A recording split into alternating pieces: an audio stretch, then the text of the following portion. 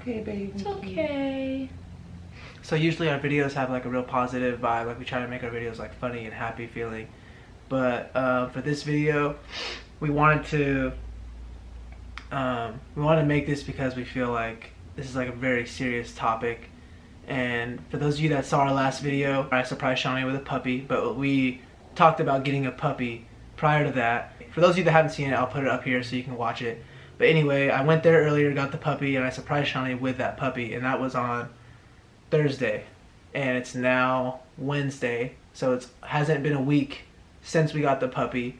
And when I first met the puppy and I saw the lady, and then the lady had her daughter there, I didn't really think anything of it. Like, the puppy did have a lot of eye boogers, but I just thought, you know, puppies get eye boogers like normally. I just thought it was normal. And if you did see the first video, you can tell, you know, the puppy is still wagging its tail, and it still ran over to me, you know, so like a normal puppy would. That's why I wasn't thinking anything of it.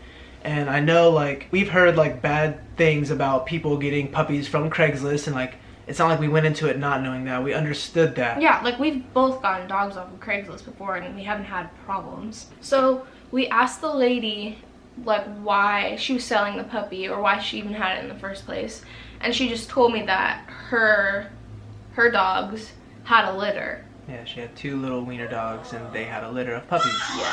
It's okay. It's okay, baby.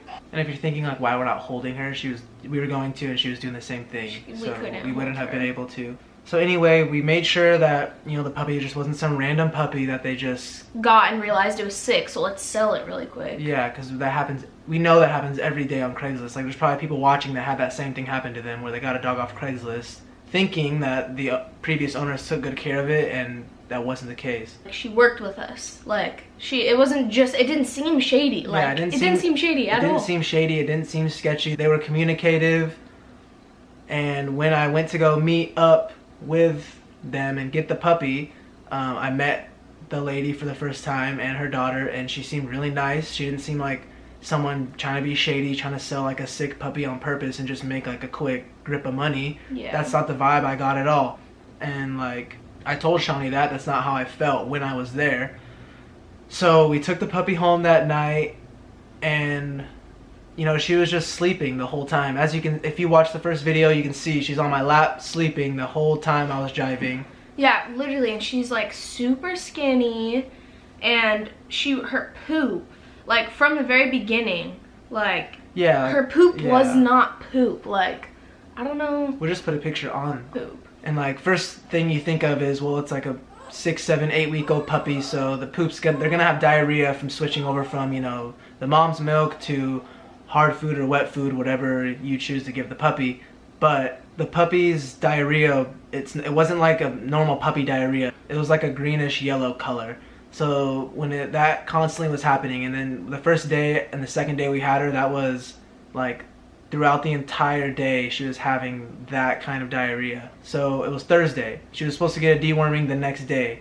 So that was gonna work out good, because then we could get the puppy and get her deworming. But after like seeing the puppy Thursday night and then Friday before going to the vet, we could tell like the puppy does not feel good. So when we were at the vet, we took a stool sample just so they can test it and see if anything was wrong, if there was an infection or anything.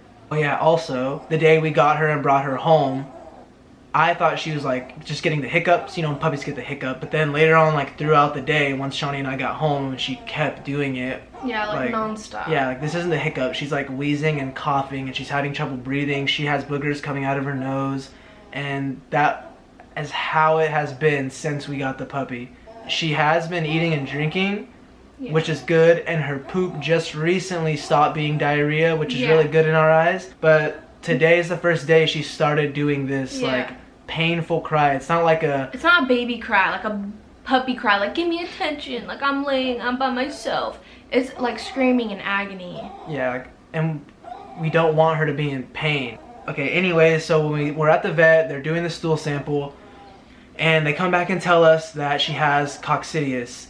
And like, we had no idea what that was, obviously, but like they told us that it's from the mother, or if she like ate another puppy's poop, or if she was playing somewhere and there was contamination in like the grass. You can get it that easily. Coccidius is an intestinal tract infection caused by one-celled organisms called coccidia. These microscopic parasites spend part of their life cycle in the lining cells of the intestine. That's why she was having such bad diarrhea, and that's why it was so green and like a yellowish color with blood in it, is because the coccidia are literally just reproducing inside her intestinal lining. Yeah, they just keep reproducing. Once they told us that, we were like, okay, like how bad is that? Like, can we fix it fast, or does it take time? And they said they can give us medicine, like antibiotics, and then they said for the wheezing and coughing, the puppy also had a respiratory like infection. So it'd be the same as if like basically like when we get pneumonia and it's like really hard for us to breathe and we're just like coughing. And so now we have this puppy that we just got, weren't expecting it to be sick. So now when we get home with this medicine, like we have the little, you know, syringe shooters. We have to give her 3 doses at night and then 1 in the morning. We've been trying everything we can. You know, we've been making sure she's getting water. When she wouldn't be drinking the water, we would put water in the syringe, and we would, you know, shoot it down her throat, because that's what the vet said to do, and we've been doing that. We've been making sure that she's eating. If she hasn't been drinking water that much that day, we were giving her wet food, because the vet said she can get hydration from the wet food. And she just doesn't. She's literally like in pain. She's like, no, like we thought she was making progress, but now the screaming, like the way that it sounds. We're at a point now where we don't know if we want to go another week and a half or 2 weeks with this puppy in agony, just in you know, suffering and pain, when we don't even know if she will get better. Like, it's not guaranteed just by taking the medicine that she will get better. Actually, today is Wednesday. She has a vet appointment at 5:30 because we called them telling them that she was screaming in pain. Like, we've never heard her scream like this before. It's okay, baby. It's okay, baby. So Shawnee and I decided that later at the vet today, we're gonna ask them what they really think we should do. If it's an option to put her down, and if it's a better option, if that's the route that we should go. That's a possibility. Like I said, we don't know if we want to go another 2 weeks hearing this little puppy being in so much pain, when we can just set her free and then not have to worry about this. Because all day when we're not with a puppy, we're thinking, what if we come home and this little puppy passes away with us gone? Like, it just sucks so bad. And we just kind of wanted to make this video too, because it could help whoever is out there watching that's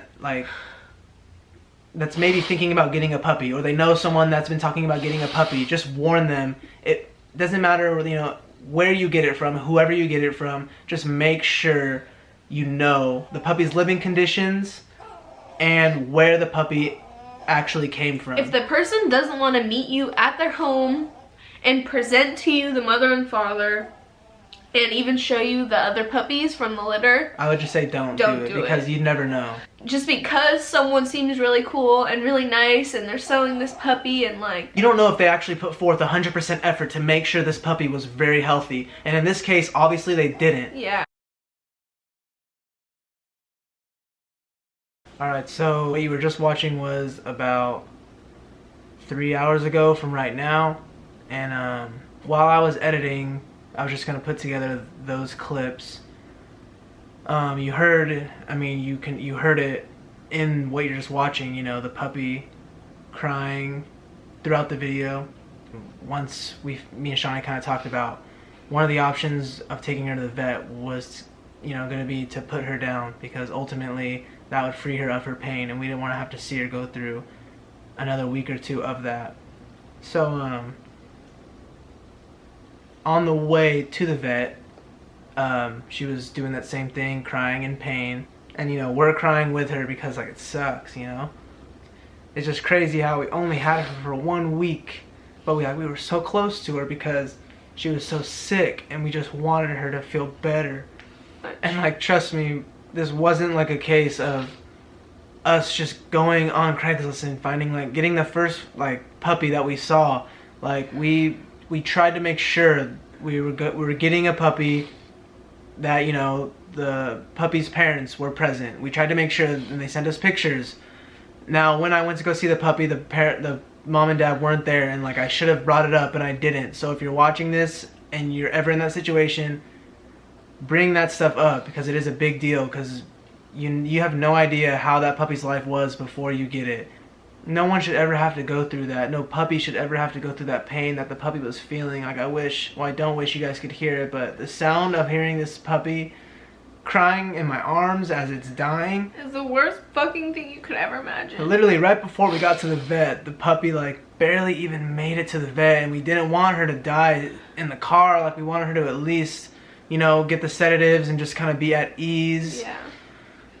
So, Peppercini is no longer with us, but with that being said, everything happens for a reason, and we're very glad that she got to live out the last week of her life with us, being loved and being cuddled with and cared for. Even if she was feeling like crap, she still showed us some quality of life while we had her, and she only could fight for so long, her being so little. Yeah, she was literally so tiny. So that's pretty much it.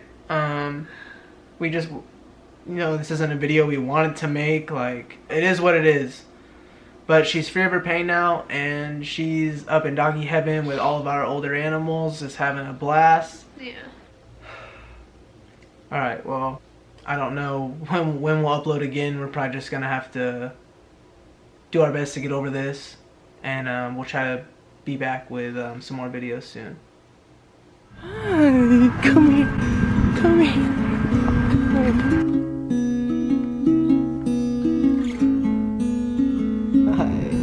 Hi, mamas. Hi, mamas.